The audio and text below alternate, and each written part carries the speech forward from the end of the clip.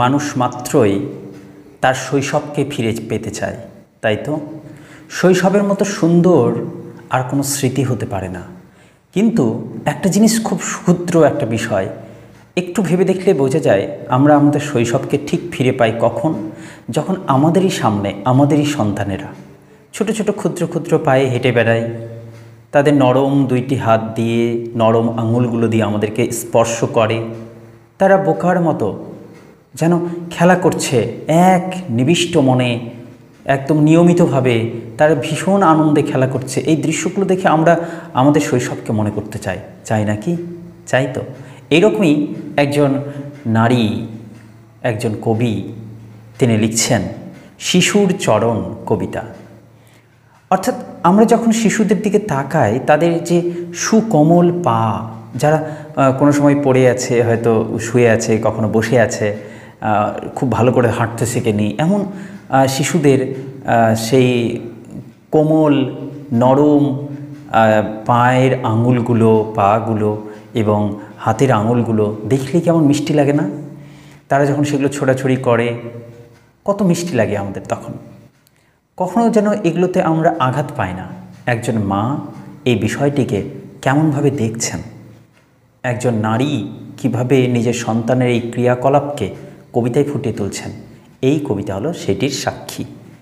কবিতাটি লেখা হচ্ছে 1323 বঙ্গাব্দে। কবিতার নাম শিশুর চরণ, আর কবির নাম প্রসন্নময়ী দেবী। তিনি লিখছেন, ছোট ছোট রাঙা পায়ে চুমো খেতে স্বাদ যায়। ছোট্ট ছোট্ট রাঙা পায়ে, মানে ফর্সা রঙিন লাগছে যেন দেখে, ছোট্ট ছোট্ট পায়ে চুমু খেতে ইচ্ছে করে, চুম্বন দিতে ইচ্ছে করে কবির। কোকোনদ সম, কোকোনদ কথা হচ্ছে, অর্থ হচ্ছে লাল রঙের পদ্ম। দেখে মনে হচ্ছে যেন দুটো পা দুটো লাল রঙের পদ্ম ফুল। চুমু দিতে বা চুম্বন করতে বড্ড ইচ্ছে করছে কবির। রক্তিম চরণ দুটি, রক্তিম মানে অত্যন্ত ফর্সা পা, যেন একটু টোকা দিলেই রক্তের মতো লাল হয়ে উঠছে, কি সুন্দর। বলছে রক্তিম চরণ দুটি গৃহ সরোবরে ফুটি, যেন তার গৃহটা একেবারে একটা সরোবর, সুন্দর একটা পুষ্করিণীর মতো জলাশয়, সেখানে যেন দুটো পা ফুটে আছে, কিসের মতো? কোকোনদের মতো, লাল রঙের পদ্মের মতো। দূর করে তম, একেবারে চারিদিকের যে অন্ধকার, জীবনের যে যন্ত্রণার যে অন্ধকারটা, সেটাকে দূর হয়ে যায় কিন্তু শিশুর মুখ দেখে, শিশুর হাসি দেখে।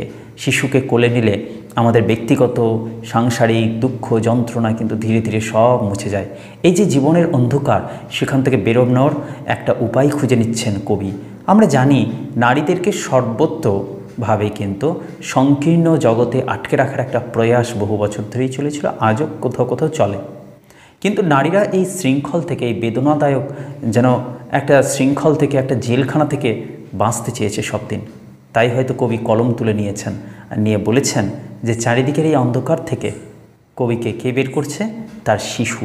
শিশুটি যেন তার গৃহ নামক যে সরোবর, সেই সরোবরের মধ্যে যেন ফুটে আছে কোকোনদের মতো দুটো পা।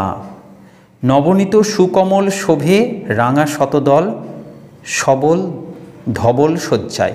তিনি বলছেন নবনীত, নবনীত কথার অর্থ হলো নতুন প্রস্ফুটিত, মানে নতুন।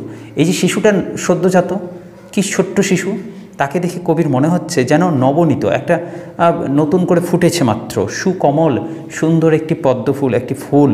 শোভে রাঙা শতদল, যেন চারিদিকে শোভা পাচ্ছে একটি রাঙানো অর্থাৎ রঙিন শতদল পদ্মফুল যেন শোভা পাচ্ছে। কোথায়?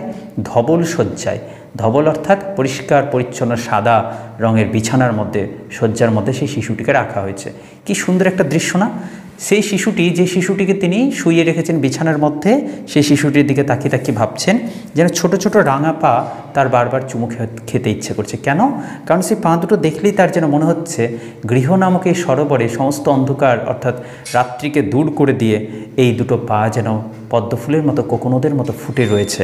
তাই তার এই দুটি পাকে তার বড্ড ইচ্ছে হচ্ছে চুম্বন দিতে। আর কি চাইছেন কবি? কবি বলছেন কনক চম্পক কলি, কনক মানে সোনার মতো বা সোনা, চম্পক কলি চম্পা ফুলের মতো, কলি যেন একবারে কুসুম কথা বলতে পারো তোমরা। কলি বলতে একদম যেটি ফুলটা এখনও ফুটেনি ঠিক করে। সজ্জিত আঙুলগুলো কত ক্ষুদ্র ক্ষুদ্র ছোটো ছোটো নরম নরম হয় না সদ্যজাত শিশুর, সেটাই। কনক, চম্পক, কলি, সজ্জিত আঙুলগুলো যেন কী সুন্দর সাজানো আছে, আনন্দ জাগায়, সেগুলোর দিকে তাকালেই কবির আনন্দ লাগে। সদা লালে মাখা মাখি, বরণ ফলাইয়া আঁখি, সচঞ্চল করে। কি চমৎকার কথা না? চোখগুলো যেন জলে ভরা সেই বাচ্চার, আর চোখগুলো কি সুন্দর চঞ্চল হয়ে আছে, কিন্তু সবসময় সদা লালে মাখামাখি, লাল টুকটুকে হয়ে আছে যেন বাচ্চাটি, চোখগুলো দেখলে কি সুন্দর লাগে। কভু বসি কভু শুয়ে, খেলে শিশু নুয়ে নুয়ে পদযুগ ধরে। এবার শিশুদের সেই চিত্রটা আসছে যে সাধারণত বসে বা শুয়ে শুয়ে শিশুরা নিজের পা নিয়েই কিন্তু খেলা করে, দুটো পা নিয়ে কখনো মুখে দেয়, কখনো খেলা করে, নাড়াই, ঠিক আছে। এই যে পায়ের খেলা, সেই দৃশ্যটা কবি লিখছেন। কি বলছেন?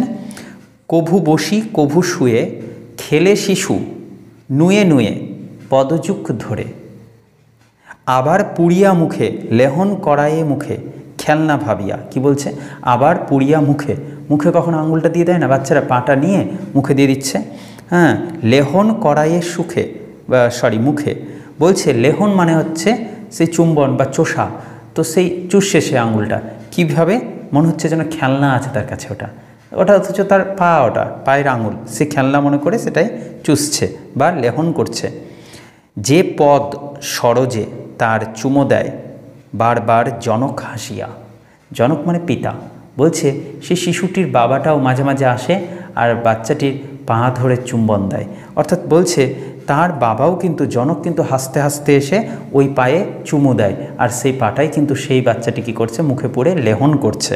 আবার জননী হৃদয়ে তুলে, এবার জননী কী করে, মানে মা কী করে, মাঝে মাঝে ওই বাচ্চাটিকে কোলে তুলে নেয়, দুগ্ধ পান করাবার জন্য সে কী করে বুকের কাছে নিয়ে আসে, আর সে বাচ্চাটা কী করে, স্তন জবে দেয় খুলে, অর্থাৎ স্তন যখন বের করে শিশুটিকে খেতে দেয়, তখন শিশু রাঙা পায়, শিশু তার রাঙানো সে মিষ্টি দুইটি পা দিয়ে কৌতুকে আঘাত করে, যেন মজা করে, খেলার ছলে একটু আঘাত করে, মারে, পাটা ছোড়াছড়ি করে, উচ্ছ্বাস আনন্দ ভরে, যেন তার কত আনন্দ হচ্ছে, সোহাগে মাতায়, সোহাগ যেন কত আনন্দ, কত সোহাগ, কত আদরের।